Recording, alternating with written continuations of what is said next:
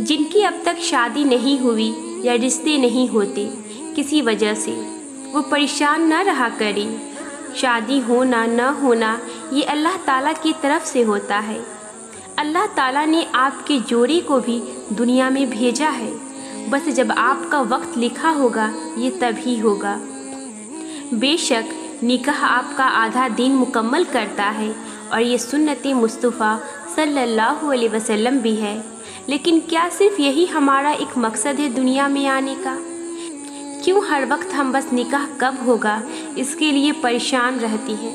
मैं जानती हूँ लोगों की बातें, उनकी गॉसिप्स आपको लेकर, आपके माँ बाप को लेकर, आपकी उम्र को लेकर होती रहती है, जो बर्दाश्त नहीं होती। लेकिन इसमें हम क्या कर सकती हैं? क्या ये हमारी गलती है जो हमारी बात आगे नहीं बढ़ती या हमारा निकाह नहीं होता? नहीं, इसमें हमारा कोई कसूर नहीं है। ये अल्लाह ताला के फ़ैसले हैं और उसके फ़ैसले, उसकी टाइमिंग, हर चीज़ परफेक्टली परफेक्ट है। उसमें किसी भी तरह के शक व शुबा की गुंजाइश भी नहीं है। अब आप सब कहेंगे ये बातें लोगों को, सोसाइटी को कौन समझाए? मैं आपसे पूछती हूँ, आपको उनको समझाना ही क्यों है? नज़रअंदाज कीजिए न उनको और उनकी कड़वी बातों को। अब दिमाग में आएगा, इतना आसान है क्या?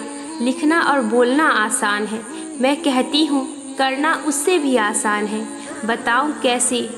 ये आसान उसके लिए है जिनका पूरा पूरा तवक्कल अल्लाह ताला पर अंधा यकीन होता है, जिन्हें पता होता है जो हो रहा है वो सब अल्लाह ताला के हुक्म से हो रहा है। और यकीनन अल्लाह ताला के हुक्म में 100 हिकमतें छुपी हुई है। अगर मेरे रब ने मेरी आंखों में आंसू आने लिखे हैं तो मुझे इस बात पर कामिल यकीन होना चाहिए कि ये बेवजह के आंसू नहीं हैं। इन्हीं आंसुओं से मेरी खुशियों के समुद्र बनेंगे। जिसको जो बोलना है बोलने दो, अल्लाह ताला की ज़ात पर यकीन रखो और नमाज और सब्र से मदद चाहो। हर नमाज के बाद अल्लाह ताला की ये सिफाती नाम या लतीफ़ो और या हलीमों को 100 मरतबा आगे पीछे 3 बार दरूद पाक के साथ पढ़ा कीजिए और अच्छे रिश्ते की दुआ कीजिए।